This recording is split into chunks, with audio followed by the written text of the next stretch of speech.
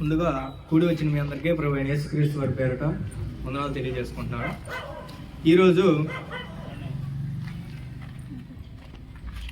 దేవుని వాక్యాన్ని మనం పరిశీలించి ఆయన మానవుడికి ఇచ్చిన 66 పుస్తకాలు ఈ గ్రంథంలో ఏమి లిఖించాడు, ఎలా బ్రతకాలి, ఎలా జీవించాలి, ఎలా ఈ శరీరాన్ని వాడాలి, ఎలా ఈ ఆత్మను దేవుని దగ్గరికి చేర్చాలనేది ఒక మాన్యువల్గా దేవుడు మనకు అనుగ్రహించాడు. ఇది ఒక ప్రేమ లేఖ. ఈ దేవుడు అనుగ్రహించిన ఈ ప్రేమలో ఏముంది, దేవుడు ఎంత ప్రేమామయుడు, దేవుడు ఎంతగా ఈ లోకాన్ని ప్రేమిస్తున్నాడు అన్న విషయాన్ని ఈ మానవులు గ్రహించకుండా తప్పుదారి పట్టిపోయారు. ఈ ప్రపంచానికి అర్థం కాని ఒకే ఒక ప్రశ్న, దేవుడు ఎవరు? పెద్ద పెద్ద శాస్త్రవేత్తలు చనిపోయారు, పెద్ద పెద్ద మహాత్ములు పడిపోయారు, ధనవంతులు పడిపోయారు, జ్ఞానులు సైతం పడిపోయారు. రాజ్యాలు శిలాపలకల్లా మిగిలిపోయినాయి, కోటల్లో ఎవరు లేరు, రాజ్యాలు లేవు. ప్రపంచాన్ని శాసించిన మహాబబులోను సామ్రాజ్యమే నేల కొరిగిపోయింది. తర్వాత మాదీయ పారసీక రాజ్యం నేల కొరిగిపోయింది. తర్వాత రోమా సామ్రాజ్యం, గ్రీకు సామ్రాజ్యం, ఇలా ఎన్నెన్నో సామ్రాజ్యాలు, తలదన్నే సామ్రాజ్యాలు వచ్చినా పడిపోయినాయి. కానీ ఆ తర్వాత వాటన్నిటిని అణిచివేసి క్రీస్తు సామ్రాజ్యాన్ని ఈ భూమి మీద స్థాపించి ఆయన పరిపాలన చేస్తున్న ఈ భూమి మీద మనం ఆయనకు కుమారులుగా కుమార్తెలుగా ఈ భూమి మీద బ్రతుకుతున్నాం. ఎంతటి చక్కని భాగ్యాన్ని దేవుడు మనకు అనుగ్రహించాడు. ఒకడు దేవుణ్ణి ఎలా తెలుసుకోవాలి, ఆయన ఎవరు, ఆయన ఎలా ఉంటాడు. మొదటిగా దేవుణ్ణి ఎలా తెలుసుకోవాలి, అసలు ఆయన ఎవరు?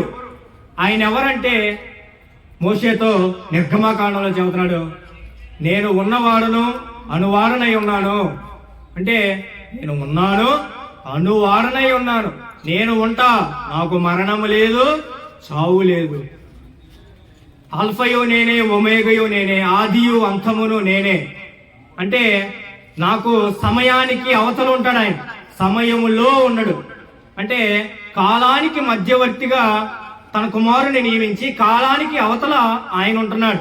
ఆయనకి కాలానికి పెద్ద తేడా ఏమి ఉండదన్నమాట. అంటే ఆయన ఎవరు? నేను ఉన్నవాడును అనువాడును. ఆయన ఎక్కడున్నాడు, ఆయన ఎందుకున్నాడు, ఆయన ఎలా ఉన్నాడు, ఆయన ఆడే ఎందుకు ఉండాలి, ఎన్ని ఆలోచిస్తే ఎవరికి ప్రశ్న దొరకదు. అందుకే ఆయన నేను ఉన్నవాడును అనువాడనై ఉన్నాను. ఇంకోటి, ఆయన ఎవరు, ఆయన స్వభావ లక్షణాలు ఏంది, దేవుణ్ణి నమ్మాలంటే ఆ దేవుడు ఎలా ఉండాలి, దేవుడు ఎవరు? నీతిమంతుడు, సర్వశక్తిమంతుడు, సర్వజ్ఞాని, సర్వాంతర్యామి, నిత్యుడు, పరిశుద్ధుడు, ఆత్మాస్వరూపి, ప్రేమాస్వరూపి, ఉగ్రుడు, రౌద్రుడు, రోషము గలవాడు. ఇవన్నీ దేవుడి క్వాలిటీస్. ఇందులో ఒక్కటి తగ్గిన అతను దేవుడు ఉండడానికి అర్హత లేదు. ఇవన్నీ కలిగిన వ్యక్తి మాత్రమే దేవుడు అవుతాడు. ఇప్పుడు ప్రథమ ప్రశ్నకు వద్దాం, ఆయన ఎలా ఉంటాడు? ఆయన ఎలా ఉంటాడంటే యోహాను సువార్త 4:24 సమరయ స్త్రీతో యేసుక్రీస్తు ప్రభువారు సంభాషిస్తున్నప్పుడు ఒక మాట చెప్పాడు. 4:24 దేవుడు ఆత్మ కనుక ఆయన ఆరాధించువారు ఆత్మతోనూ సత్యముతోనూ ఆరాధించవలెను. దేవుడు ఆత్మ కనుక ఆయన ఆరాధించే వాళ్ళు ఆత్మతోనూ సత్యముతోనూ ఆరాధించాల. దేవుడు గాడ్ ఈజ్ స్పిరిట్. ఆయనకి నీలా నాగాగా శరీరం ఉండదు, కామం ఉండదు, అహం ఉండదు, అబద్ధం ఆడడు. ఇలాంటి లక్షణాలు కలిగిన వ్యక్తి మాత్రమే దేవుడు అవుతాడు. సృష్టిని చేసిన వాడు సృష్టికి వెలుపల ఉంటాడు కానీ సృష్టిలో ఉండడు. దానికి ఉదాహరణ తీసుకోవాలంటే ఎన్నో ఉదాహరణలు ఉన్నాయి. ఒకవేళ మీరు ఈ సెల్ ఫోన్ తీసుకోండి. ఈ సెల్ ఫోన్ సృష్టించిన వాడు సెల్ ఫోన్ లో ఉండడు, సెల్ ఫోన్కి బయట ఉంటాడు. అంటే సృష్టిని చేసిన వాడు సృష్టికి బయట ఉంటాడు కానీ సృష్టిలో ఉండడు. అంటే దేవుడు ఈ సృష్టిలో పట్టిస్తావా? పట్టించవు. దేవుడు నిన్ను చేశాడు, నువ్వు దేవుని చేయగలవా? చేయలేవు. తండ్రి కుమారుని కనగలడు, కుమారుడి తండ్రిని కనగలడా? కనలేడు. మరి ఏమి చేయలేనప్పుడు అతను దేవుడు ఎలా అవుతాడు? మీరేదో మత పుస్తకం అండి మీరు తెచ్చి బోధిస్తారండి, యేసు ప్రభువుని నమ్ముకోండి అండి, మీకు బంగారం వస్తాయి, రత్నాలు వస్తాయి, మీకు రోగాలు తగ్గిపోతాయి, మీకు మలబద్ధకం పోయిద్ది, మీకు అయిపోతాయి, మీకు సర్వ రోగాల నివారణ యేసు ప్రభువుని నమ్ముకుంటే జరుగుతాయండి, మీరు మీ మతాన్ని బోధించుకుంటున్నారండి అనుకోవచ్చు. మీరు ఒక వాచ్ పెట్టుకుంటున్నారు, యాపిల్ ఫోన్ తెచ్చుకుంటున్నారు, ఇంపోర్టెడ్. వాళ్ళ వస్త్రధారణ ఇండియాకి తెచ్చుకుంటున్నారు, అన్కల్చర్డ్, మొత్తం ఇంపోర్టెడ్. యేసు ప్రభు మాటలు ఇంపోర్టెడ్. ఒక మనిషిని బ్రతికించడానికి కొండలు దాటి, కొన్ని మహాసముద్రాలు దాటి ఇక్కడ దాకా నీ చేతిలోకి వచ్చిన ఈ మహాగ్రంథాన్ని నువ్వు ఒక విదేశీ మతం అని, విదేశీ దేవుడని, విదేశీ వాడని, మీరు విదేశాలకు వెళ్ళిపోండి, మీరు మత మార్పిడి చేస్తున్నారు అంటున్నారు. మత మార్పిడి మేమేం చేయలేం. మేము ఖాళీలో 10 సంవత్సరాలు ఉన్నాం. మా ఇంటి పక్కన వాళ్ళకి తెలుసు, ఒక్కనన్నా మతం మారమని చెప్పామా? చెప్పాల. ఎందుకు? మతం మార్చడం మా పని కాదు, కులం మార్చడం మా పని కాదు, ప్రేమను ప్రకటించడమే మా బాధ్యత, దేవుడి గురించి చెప్పడమే మా బాధ్యత. గొంతు మీద పీక పెట్టేవాడు మారుతున్నాడా? మార్చట్లేదు. ఇప్పుడెవరో ఆసియా ఖండంలో పుట్టింది యేసుక్రీస్తు, నువ్వు నేను ఉన్నదే ఆసియా ఖండంలో, మరి ఎవడు విదేశీ? చెప్పాలా? ఈ సత్యాలు తెలియట్లా బయటికి. ఆసియా ఖండంలో పుట్టి మహాజ్ఞానులను తలదన్ని ఆ జ్ఞానాన్ని ఆయన 33.5 సంవత్సరాలు బ్రతికి బోధించిన వ్యక్తి. ఆయన తన శరీరాన్ని మన కొరకు అర్పించాడు. ఎంత ప్రేమమయ్యండి మనం ధిక్కరిస్తే ఈ లోకం భ్రష్టు పట్టిపోయింది. అంటే నువ్వు వస్తువుని తయారు చేస్తావు కానీ ఆ వస్తువు నిన్ను తయారు చేయలేదు. అంటే నువ్వు దేవుని చేత సృజింపబడతావు కానీ దేవుని నువ్వు సృజించలేవు. ఆయన ఎలా ఉంటాడు ఎవరికీ తెలియదు. దేవుడు ఆత్మ కనుక ఆయన ఆరాధించేవారు ఆత్మతోనూ సత్యంతోనూ ఆరాధించాలి. మతం కాదు, కులం పేరుతో కుళ్ళు, మతం పేరుతో మత్తులో మునిగిపోయిన ఈ మానవ జాతిని రక్షించడానికి యేసుక్రీస్తు ప్రభువారు ఈ భూమి మీదకి రావాల్సి వచ్చింది. ప్రపంచాన్ని ఆయన మార్చవలసి వచ్చింది. ఆయన రక్తాన్ని నీ కొరకు చిందించాడు. వాస్తవాలండి. చరిత్ర చదవండి, చరిత్ర తిరిగేయండి. చరిత్రలో యేసుక్రీస్తు పుట్టలేదు, ఆయన బ్రతకలేదు అంటే మీ హిస్టరీ క్లాసెస్ మీరు చదువుతున్న బిఎస్సి ఇలా ఎన్నెన్నో ఉన్నాయి హిస్టరీకి సంబంధించి. హిస్టరీలో యేసుక్రీస్తు లేడు, దేవుడు లేడు అంటే మీరు ఆ పాఠ్య పుస్తకాలు కాపీడి జ్ఞానం, అదంతా ఆ జ్ఞానాన్ని మొత్తం చెత్తకొప్పలేయండి. ఎందుకంటే హిస్టరీ అంటే హిస్ స్టోరీ, ఆయన కథ. ఎవరి కథ? దేవుని కథ. ఆయన నిర్మించుకున్నాడు ఈ లోకం. మరి ఎంతగా చరిత్రలో ఆయన నిమగ్నమైపోయాడు. చరిత్రలో నిమగ్నమైపోయిన ఈ దేవుణ్ణి మనిషి కోసం ఎర్ర సముద్రాన్ని 2 పాయలుగా గెలిచాడు. నమ్మవా? సూర్యచంద్రులని ఒక రోజు ఆపేశాడు. నోవాహు జలప్రలయం రప్పించాడు. అరారాతు కొండల మీద ఆగింది. నీ దగ్గర డబ్బులుంటే వెళ్ళి చూసుకో. అరారాతు కొండల్లో, టర్కీలో అరారాతు కొండ మీద ఎవరు కట్టలేనంటూ ఒక పెద్ద పనం ఉంది. ఎవరు కట్టాడా? కట్టల. మీరందరూ ఇశ్రాయేల్ మతం బాగా ఎక్కించుకున్నారండి. ఆ మతాన్ని మీరు బోధిస్తున్నారు. ఇశ్రాయేల్కి పంపించిన దేవుడు వాళ్ళు ఎందుకున్నారో తెలుసా? ఆ కాలంలో ఎవరు లేరు దేవుని కోసం బతికేవాళ్ళు. అబ్రహాముని ఎన్నుకొని, అబ్రహాం ద్వారా ఇస్సాకు ద్వారా యాకోబుని, యాకోబు ద్వారా 12 మంది జనాంగాన్ని ఎన్నుకొని ఆ జనాంగంలో నుంచి దావీదును రప్పించి యూదా గోత్రంలో నుంచి, ఆ గోత్రంలో నుంచే దావీదు కుమారుడైన యేసుక్రీస్తుని ఈ లోకానికి రప్పించాడు. ఇదంతా ఒక ప్రణాళిక. ప్రతి పిల్లవాడికి అర్థమైంది ఇదంతా. ప్రతి పుస్తకం చదివా నేను, నాకెక్కడ దేవుడు దొరకలా. ఈ దీనిలో దొరికాను. ప్రతి దాంట్లో వెతిక ఎవరు దేవుడు, ఎవరు. నువ్వు గెలిచావు, నేను ఓడిపోయాను. నేను దేవుని నమ్మను, నేను ఆస్తికుని. కానీ దేవుణ్ణి వెతకాలని ప్రారంభించాను, నాకు దొరికాడు. నువ్వు గెలిచావు, నేను ఓడిపోయాను. అంటే ఎంత గొప్పగా ఈ శరీరాన్ని నిర్మించాడండి. మనం డాక్టర్ దగ్గరికి వెళ్ళి, నాకు శరీరం బాగలేదు, నాకు కన్ను బాగలేదు డాక్టర్, నాకు చెయ్యి బాగలేదు, నాకు కాలు బాగలేదు, నాకు టోటల్గా నా శరీరమే బాగలేదు అంటున్నావు. కానీ నువ్వెవరో ఎప్పుడైనా నీకు ఆ డాక్టర్ చెప్పాడా? అసలు నీవెవరో నీకు తెలుసునా? నా చెయ్యి బాగలేదు, నా కాలు బాగలేదు, నా టోటల్గా నా శరీరం బాగలేదు అంటున్నావు. కానీ నేను ఎవరో అని మర్చిపోయావా? ఒక దోమ చరిత్ర చదువుతున్నావు, ఒక ఈగ చరిత్ర చదువుతున్నావు, ఒక చెట్టు చరిత్ర చదువుతున్నావు. నీకంటూ ఒక చరిత్ర ఉందని నువ్వు మరిచిపోయి తిరుగుతున్నావు ఈ భూమి మీద. నీకంటూ ఒక చరిత్ర ఉంది. నిన్ను దేవుడు ఎంతో ఆశగా ఈ భూమి మీదకి పంపించి, నిన్ను నిర్మించి, నీ కొరకు తన కుమారుని బలిగా అర్పించి ఎంతో ప్రణాళిక చేసిన ఈ భూమి మీదకి నిన్ను పంపిస్తే నాకు చరిత్ర లేదు, నేను కేవలం అనుభవించడానికి పుట్టి, నేను, నా కుటుంబం, నా బంధువర్గం, వీళ్ళు మాత్రమే నేను సుఖంగా నేను 70 సంవత్సరాలు బాగా బ్రతికి సమాధిలోనికి పోయి తర్వాత ఎక్కడికి పోతానో నాకు తెలియదు. మా సార్స్ నన్ను అడిగారు, లెక్చరర్స్, నేను క్రైస్తవు నన్ను తెలిసి ఏమడిగారు, చనిపోతే బ్రతుకుందా? లెక్చరర్ ఎప్పుడైనా అడగడం చూశారు మీరు ఆ మాట? నన్ను అడిగారు, చనిపోతే బ్రతుకుందా, మళ్ళీ మనిషి జన్మిస్తాడా? ఎస్, నువ్వు ఎంత పాపాత్ముడైన దేవుని కుమారుడైన యేసుక్రీస్తు పాదాల దగ్గర పడితే ఆయన నిన్ను రక్తంలో కడిగి నిన్ను పరిశుద్ధపరుస్తాడన్న విషయాన్ని గ్రహించాలి. ఆయన మాత్రమే నిన్ను రక్షించగలడు. ఎంత గొప్ప ప్రశ్న అడిగాడు ఆయన. అంటే ఇలా మనం బ్రతకాలని చెప్పి దేవుడు మనల్ని ఏర్పరచుకున్నాడు.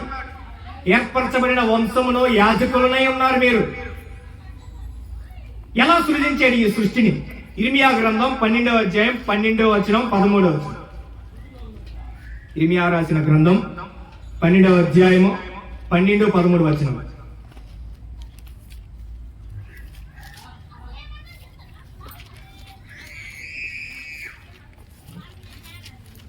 ఆయన తన బలము చేత భూమిని సృజించెను, తన జ్ఞానము చేత ప్రపంచమును స్థాపించెను, తన ప్రజ్ఞ చేత ఆకాశమును విశాలపరిచెను. ఆయన ఆగ్నేయగా జలధారలు ఆకాశ మండలములో పుట్టెను, భూమి అంత భాగములలో నుండి ఆయన ఆవిరి ఎక్కజేయును, వర్షము కలుగునట్లుగా ఆయన మెరుపులు పుట్టించును, తన ధనాగారములలో నుండి గాలిని రావించును. అంటే దేవుడి దగ్గర ఒక ధనాగారం ఉంది. ఆ ధనాగారంలో నుండి మనిషికి వాయువును అనుగ్రహిస్తున్నాడు, సూర్యుని అనుగ్రహిస్తున్నాడు. ఇలా ప్రపంచ మానవ జాతికి ఎన్నెన్నో అనుగ్రహిస్తున్నాడు. తన ధనాగారంలో నుండి తన జ్ఞానము చేత ప్రపంచమును స్థాపించాడు, తన బలము చేత ఈ భూమిని సృజించాడు, తన ప్రజ్ఞ చేత ఆకాశమును సృజించాడు. ఇంత గొప్పగా దేవుడు నిర్మించి ఈ సృష్టిని నీకు ఇచ్చి, ఈ సృష్టిలో నువ్వు ఒక భాగమై ప్రకృతి సంబంధించిన మనిషివై ఈ ప్రకృతిని ఏలమని నీకు దేవుడు చెబితే, ప్రకృతిని నువ్వు నన్నేలు అంటున్నావు. ప్రకృతిని ఒక ఫోన్ నువ్వు నన్ను పరిపాలించు, ఒక టీవీ నువ్వు నన్ను పరిపాలించు, బూతు మాటలు నన్ను పరిపాలించు, వ్యభిచార సంబంధమైన చూపులు నన్ను పరిపాలించు అని చెప్పి నీ శరీరంలో పాప కోరికలు అనేవి పెరిగిపోతున్నాయి. ఆ పాప కోరికలను చంపాలి అంటే దేవుడెవరో తెలియాలి, ఆయన కుమారుడెవరో తెలియాలి. ఆయన ఎందుకు వచ్చాడు, ఎందుకు బ్రతికాడు, ఎందుకు మరణించాడు. చెత్త జోగులేయడం కాదు సోషల్ మీడియాలో యేసుక్రీస్తు గురించి. నేనేమన్నా యేసు ప్రభునా అని చెప్పి ఒక డైలాగు, ఆయన పేరు నువ్వు వాడుకోవచ్చు, నువ్వు ఎగతాళిగా మాట్లాడచ్చు. ఆయన చూస్తున్నాడు నిన్ను, నువ్వు చేసే ఆ నీచమైన పనులు చూస్తున్నాడు, నువ్వు చేసే ఆ నీచమైన కార్యాలను చూస్తున్నాడు, నువ్వు ఆయన కుమారుని దూషించే విధానాన్ని కూడా చూస్తున్నాడు. ఎనకపోతారు మీరందరూ. మనిషి కుమారుడిగా వ్యతిరేకంగా దూషించే ప్రతి మాట క్షమించబడిన కానీ పరిశుద్ధాత్మకు వ్యతిరేకంగా చేసే దూషణ మాత్రం క్షమించబడదు. ఎంతకాలం దూషిస్తావు దేవుణ్ణి? ఎంతకాలం నీ కోసం నువ్వు బ్రతుకుతావు? నా పిల్లలు, నా వాళ్ళు ఎంత కోసం? ఒక్కసారి పక్కన వాళ్ళ గురించి ఆలోచించవా? ఎలా బ్రతుకుతున్నారు? ప్రేమిద్దాం. తన యేసుక్రీస్తు ప్రభువారు ఒక గొప్ప మాట చెప్పారండి. అది ప్రపంచ మానవ జాతికి ఒక మాట. నిన్ను వలె నీ పొరుగు వారిని ప్రేమించు. నిన్ను నువ్వు ఎలాగ ప్రేమించుకుంటావో అలానే నీ పొరుగు వారిని ప్రేమించు. ఈ ప్రపంచంలో మనిషి ఎక్కువగా ప్రేమించేది ఏదో చెప్పనండి. కారుని కాదు, స్త్రీని కాదు, పిల్లల్ని కాదు, తండ్రిని కాదు, భార్య కన్నా, భర్త కన్నా, కూతురు కన్నా, కుమారుడి కన్నా తన సొంత శరీరం అని ఎక్కువగా ప్రేమిస్తాడు. ఎందుకు? ఉదయం లగంగానే బ్రష్ పెట్టు, హీటర్ మళ్ళీ చల్లగా ఉంటే నేను చల్ల నీళ్ళు పోసుకొని, నేను ఎండాకాలం వస్తే ఏసీ, నేను చలి తట్టుకోలేను, నేను వేడి తట్టుకోలేను, నాకు ఏసీ. ఆహారం పెట్టు, నేను మంచి చికెన్ తినాలా, నాకు ఆ చికెన్ పెట్టు, నాకు మటన్ పెట్టు అని చెప్పి నీ శరీరాన్ని ఎంత ప్రేమించుకుంటున్నావు అంటే టోటల్ గా నీ శరీరాన్ని నువ్వు ప్రపంచంలో అందరికంటే ఎక్కువగా ప్రేమించుతున్నావు. మరి ఎంతగా నీ శరీరాన్ని ప్రేమించడం ఒక రోజు కనుమోయక ముందే తెలుసుకో ఒక నిజాన్ని. ఆ నిజమే మృత్యువు వెనక ఉన్న మిస్టరీ. ఆ మిస్టరీలో ఉన్నదే సత్యం, నగ్న సత్యం. ఇది ఎంత గొప్పగా నీ శరీరాన్ని ప్రేమించి నువ్వు అతాంతరంగా నువ్వు చచ్చిపోతే ఎవరికి లాభం?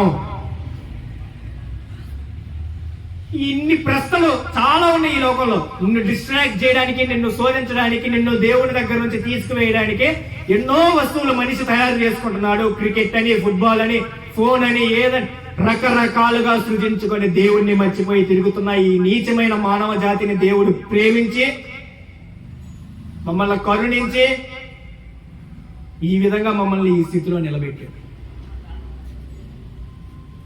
మీరంటే చదువుతారండి, మీరంటే గట్టిగా చదువుతారండి, మీరు బైబిల్ రాసుకున్నారండి. నేను ఈ ప్రసంగం కోసం ఈ పుస్తకం రాసుకోలేదు. ఈ ప్రసంగం కోసం ఏదో 4 మాటలు రాసుకొని మీకు చెప్పట్లా. 4000 సంవత్సరాల క్రితం నుండి యేసుక్రీస్తు ప్రభువారి యొక్క జీవితం గురించి పాత నిబంధన అంటే మన పితరులు వారు ఎలా బ్రతికారు, ఎలా ప్రవచించారు అనేది గ్రంథంలో లిఖితం చేయబడింది. తన కుమారుడు ఎలా బ్రతికాడు అనేది గ్రంథస్థం చేయబడింది. 66 పుస్తకాల యొక్క గ్రంథాన్ని చదవలేని నీవు ఎంత దౌర్భాగ్యపు స్థితిలో ఉన్నావో ఆలోచించుకో. దేవుడి గురించి మనం ఖచ్చితమైన విషయాల్లో మనం తెలుసుకోవాలి. దేవుడు ఉన్నాడు అనడానికి ఆధారాలు ఏంటి? మీరు క్రిస్టియన్స్ అని, మీరు క్రైస్తవులు అండి, ఈ బైబిల్ తెచ్చుకున్నారు కానీ బైబిల్లో లేకుండా కూడా దేవుడిని నేను రుజువుపరుస్తా. ఫస్ట్ దేవుడు ఉన్నాడు అనడానికి ఆధారాలు ఏంటి? మొట్టమొదటి సృష్టి. ఈ సృష్టిని చూసారా? ఉదయం మా ఫ్రెండ్ అడిగా, ఉదయం సూర్యుడు వస్తున్నాడు రా, సాయంత్రం చంద్రుడు వస్తున్నాడు రా, సాయంత్రం నక్షత్రాలు వస్తున్నాయరా నీ కోసం అంటే రావాలరా, అవి రాకపోతే నేను బతకలేను. ఎవరి కోసం చెప్పాడు దేవుడు? నేను బ్రతకాలంటే సూర్యుడు రావాలి, నేను ఎదరపోవాలంటే చంద్రుడు రావాలి, నేను బ్రతకాలంటే గాలి కావాలి, నీరు కావాలి, ఇలా పంచవేంద్రములు నాకు కావాలని చెప్పి వాడు డిమాండ్ చేస్తున్నాడే. దేవుడు కూడా కొన్ని డిమాండ్స్ ఉన్నాయి. ఇలా బ్రతకాలి, ఇలా జీవించాలి, ఇలా చూడాలి, ఇలా నడవాలి, ఇలా మాట్లాడాలి, ఇలా ప్రవర్తించాలి, నీ శరీరాన్ని డిగ్నిటీతో మెయింటైన్ చేయాలి, ఒక క్యారెక్టర్ బిల్డ్ చేసుకోవాలి, ఇలా క్రీస్తు స్వరూపంలోకి వెళ్ళాలని చెప్పి దేవుడు కొన్ని డిమాండ్స్ పెట్టాడండి. ఆ డిమాండ్స్ ని మనం కంప్లీషన్ చేసి పరలోకానికి చేరుకోవాలి. ఎంత గొప్పగా దేవుడు మనల్ని ఆశీర్వదించాడు. క్రైస్తవుల కోసం యేసుక్రీస్తు ప్రభువు చనిపోలా, హైందవ సహోదరుల కోసం చనిపోయాడు, ముస్లిం సహోదరుల కోసం చనిపోయాడు, సిక్కుల కోసం చనిపోయాడు, బుద్ధిజంలో ఉన్న ప్రతి ఒక్కరి కొరకు, క్రైస్తవుల కొరకు కాదు ఆయన చనిపోయింది. ఇది ఒక పెద్ద అబద్ధం. బయట ఆయన క్రైస్తవుల కొరకు మాత్రమే చనిపోయాడండి. ప్రపంచంలో ఉన్న ప్రతి ఒక్కరి కోసం ఆయన మరణించాడు. నీ కోసం, నా కోసం, ప్రపంచంలో ఉన్న ప్రతి ఒక్కరి కోసం ఆయన బలైపోయాడు. ఒక మతానికి చెందిన వ్యక్తి కాదు, ఒక కులానికి చెందిన వ్యక్తి కాదు.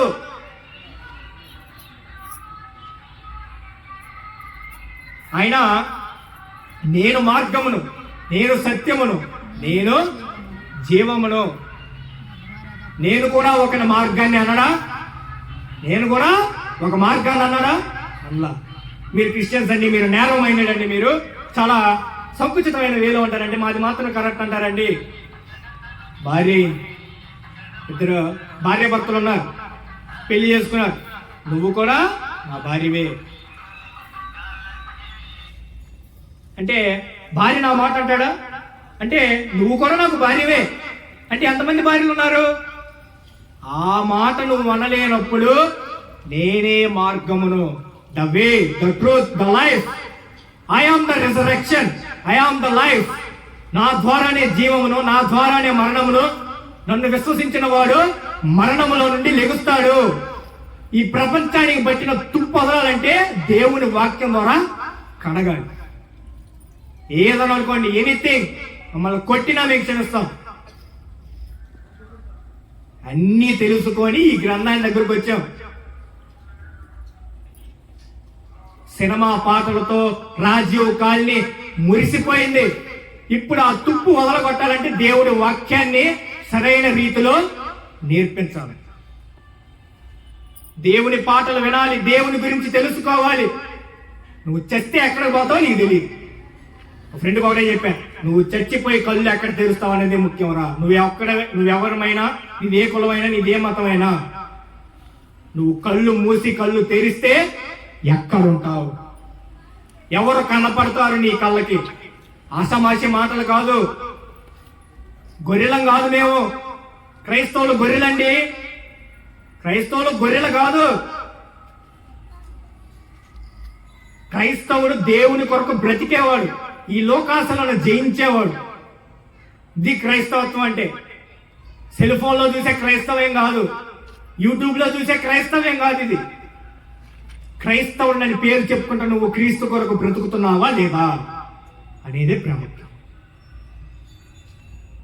ఎంత గొప్పగా దేవుడు ఈ సృష్టిని చేశాడు. రెండో ఆధారంతో ఈ సృష్టిలో దేవుడు మొదటి ఆధారాన్ని ఉంచాడు. బైబిల్ తెరవలాని, బైబిల్లో నుంచి ఒక వచనం కూడా చూపిలాని. రెండోది సృష్టిలోని క్రమబద్ధత. భూమి ఇన్ని కిలోమీటర్లు తిరగాల, ఆల్రెడీ ఇందాక చెప్పాడు. అలా క్రమబద్ధాన్ని నిర్మించి తిరగండి తిరగండి, హరియప్. ఒక్క క్షణం కూడా మీరు ఆగకూడదు. ఒక్క క్షణం మీరు ఆగిపోయినా ఈ భూమి ఆగిపోతుంది, భూమి వినాశనానికి గురవుతుంది. మీరు తిరగాల. నా పిల్లలు ఉన్నారు, నా పిల్లలు చావకూడదు అని చెప్పి దేవుడు నీ కోసం సూర్యుని, చంద్రుని నీ కోసం, అనేక కోట్ల నక్షత్రాలను నీ కోసం తిప్పుతున్నాడు. అవన్నీ నాకెందుకు అంటావా? తాగి పడుకుంటానంటావా? సీరియల్ చూసి పడుకుంటానంటావా? బంగారం చేసుకొని పడుకుంటానంటావా? నీ ఇష్టం. బంగారం నాదే, వెండి నాదంటాడు దేవుడు. మట్టిలో పారేసిన బంగారానికి విలువిస్తున్నారు కానీ మట్టిలో నుండి వచ్చిన మనిషికి విలువిస్తున్నారు ఈ రోజుల్లో. లేదు, మనిషికి విలువ లేదు. ఒక వస్తువుని ఎంత ప్రేమిస్తాడండి మనిషి? సాటి మనిషిని ప్రేమించగలుగుతున్నాడా? ప్రేమించలేడు. కుక్కనే ప్రేమించలేకపోతున్నావు నువ్వు. కుక్కనే ప్రేమించలేనప్పుడు పక్కనింటే మనిషిని ఎలా ప్రేమిస్తావు నువ్వు? అది ప్రేమ అంటే. నీ జంతువుల ఎడల నువ్వు ఎలా ఉంటున్నావు అన్నది బైబిల్లో. దాని ఎడల నువ్వు క్రూరత్వం చూపుతున్నావా? నువ్వు మనిషిని ఎలా ప్రేమిస్తావు? నీ తమ్ముని నువ్వు ద్వేషిస్తున్నావా? దేవుణ్ణి ఎలా ప్రేమిస్తావు? నీ పక్కనింటి వాళ్ళని ద్వేషిస్తున్నావా? ఎలా దేవుణ్ణి ఎలా ప్రేమిస్తావు? మనిషికి విలువ తగ్గిపోయింది. అర్ధాంతరంగా మనిషి చచ్చిపోతే రోడ్డు మీద వీడియోలు తీస్తున్నారు కానీ సాటి మనిషికి సహాయం చేసే మానవ జాతి పడిపోయింది. మానవత్వం లేదు. ఇది మోటివేషనల్ స్పీచ్ కాదు. దేవుడి గురించి తెలియాల్సిన వాస్తవం మనిషిలో చచ్చిపోయింది, దేవుడిలో కనగబడింది ఒకటే, జీవం, మంచితనం, ఎలా బ్రతకాలి అనేది దేవుడు ముందుగానే నీ కొరకు రాసిచ్చాడు. ఏ తండ్రి చేయని గొప్పగా దేవుడు నిన్ను ఈ భూమి మీదకు పంపించాడు. ఈ భూమి మీదకు పంపించి నీకు ఒక శరీరాన్ని, నీకు తల్లిదండ్రుల్ని, నీకు బంధువర్గాన్ని, నీకు ప్రతీది సమకూర్చాడు. కాబట్టి నువ్వు ఆయన ఎంతో ప్రేమించాలి. ఎవరి మీద పగలేదండి. ఏ మతాన్ని ద్వేషించాం, ఏ కులాన్ని ద్వేషించాం. ప్రతి ఒక్కరికి సువార్త మాత్రమే ప్రకటిస్తాం. చాయిస్ ఈస్ యువర్స్ అంటే దేవుడు అందరినీ ప్రేమిస్తాడు, ఎవరిని నిర్లక్ష్యం చేయడండి. ఒక దుర్మార్గుడు తన దుర్మార్గతను విడిచి నన్ను వెంబడిస్తే నాకు ఆనందం కలగదా? అది అలాంటి దేవుడు ఆయన. దుర్మార్గుడు తన దుర్మార్గతను విడవాలా?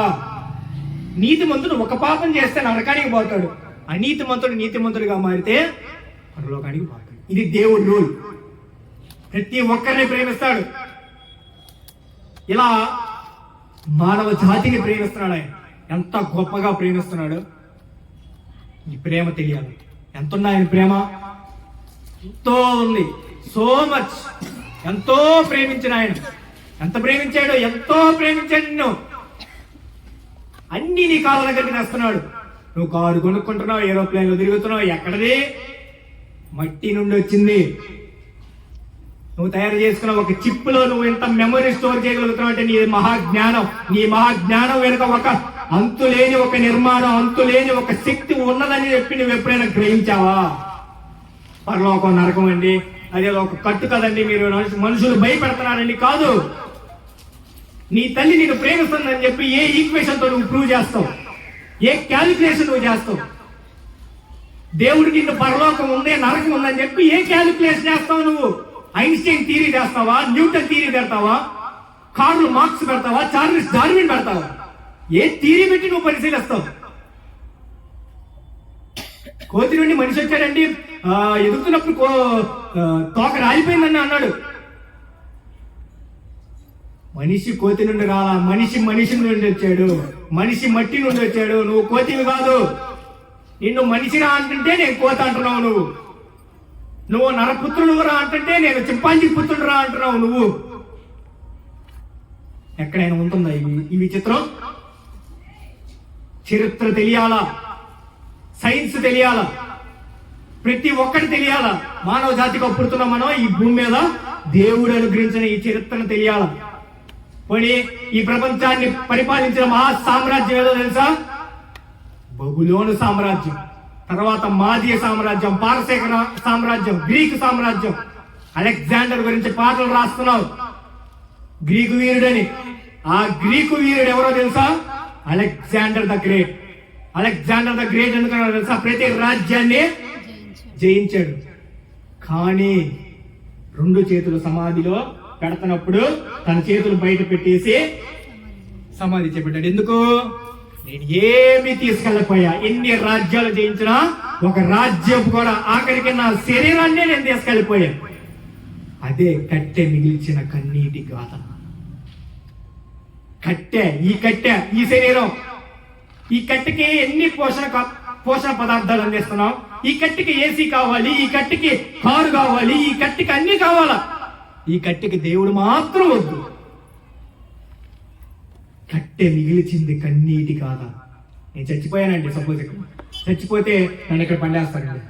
పండేసి ఇదే వారు పోయారు, ఎక్కడా వాడు పోయాడు, ఎవడు ఆడున్నది ఎవడైతే శ్మశానంలో పెద్ద బొమ్మేసి మొత్తం సమాధిలో నీట్గా డెకరేషన్ పెడతాడు, వాడెవడు?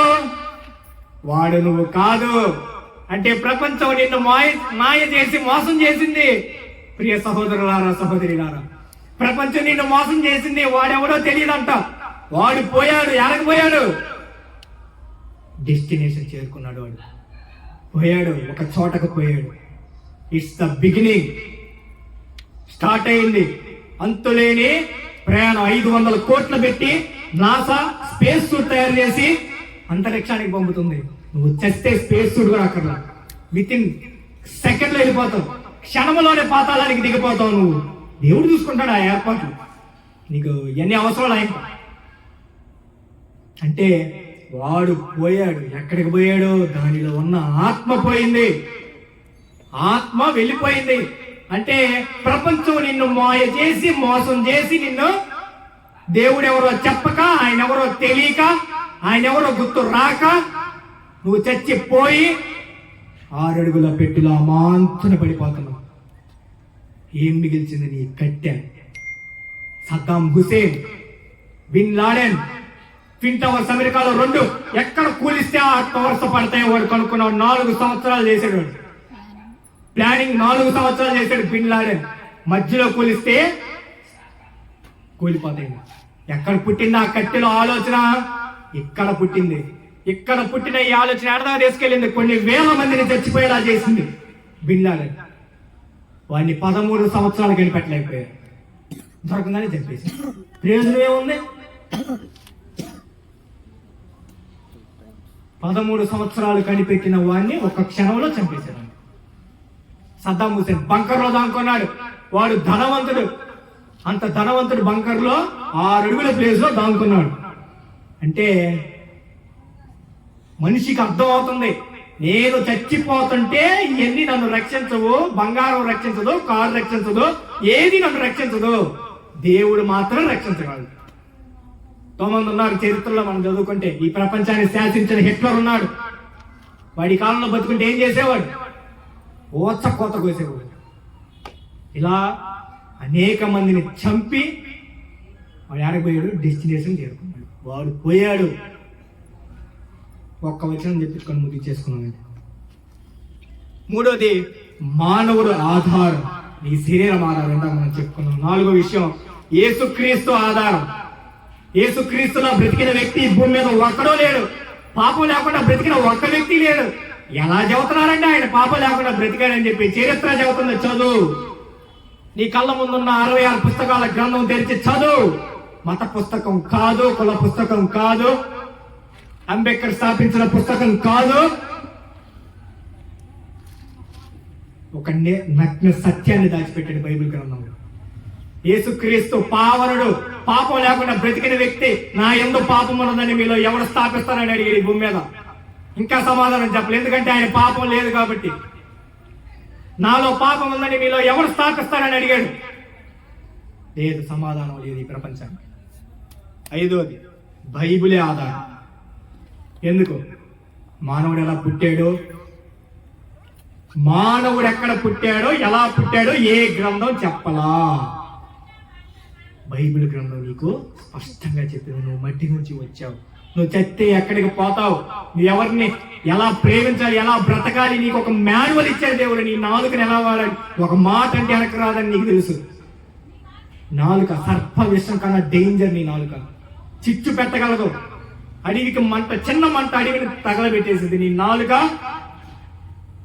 ఇతరులకు మనశ్శాంతి లేకుండా చేసింది. అంటే మాట పవర్ఫుల్, మాట ఎంత శక్తివంతమైనది. ఆ మాట ద్వారా ఈ విశ్వాన్ని సృజించిన దేవుడు ఎంతో గొప్పగా మనని ప్రేమిస్తున్నాడు. అపోస్తుల కార్యాలు 14-15 ముగిచేస్తున్నాం. లాస్ట్ అపోస్తుల కార్యాలు 14-17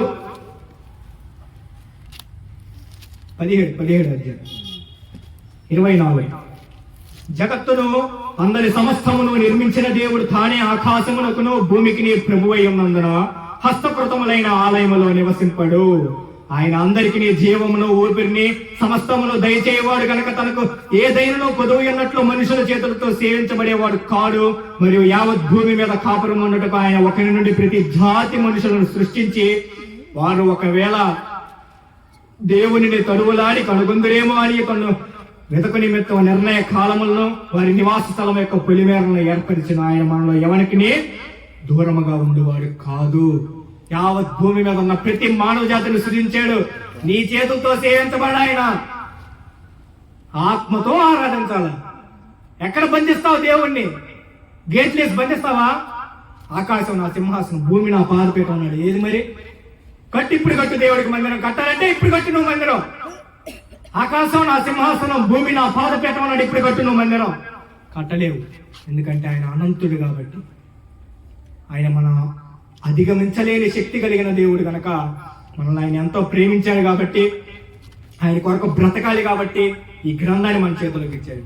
కనుక విన్న ఈ వాక్యాన్ని మీ హృదయంలో భద్రపరచుకోండి. ప్రార్థన చేసుకొని ముగింపు చేసుకోండి.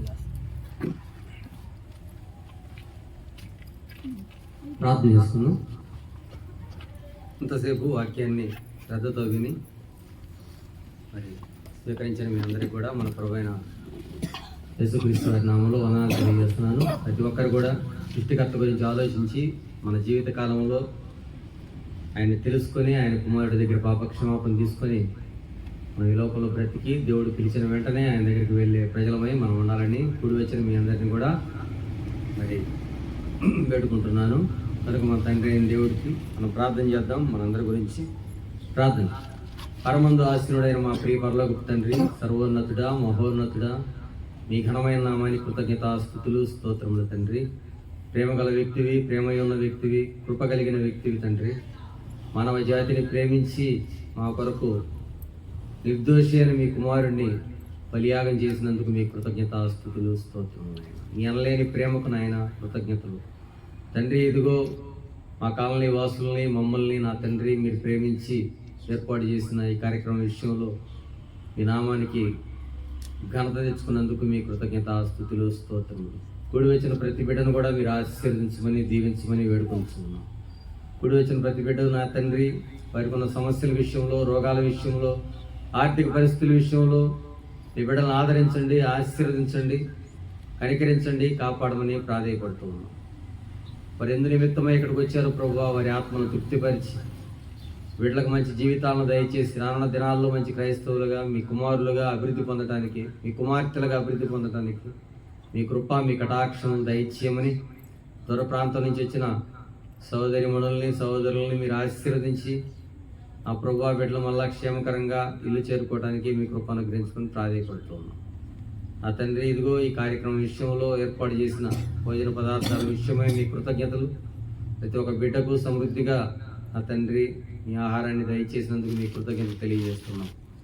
ఈ రీతిగా నా తండ్రి ప్రార్థన అంతటిలో మీరే ఘనత, మహిమ, ప్రభావాలు పొంది ఉన్నారని నమ్ముతూ నిశ్చితమైతే మరలా వచ్చే సంవత్సరం తండ్రి మీ కార్యక్రమాన్ని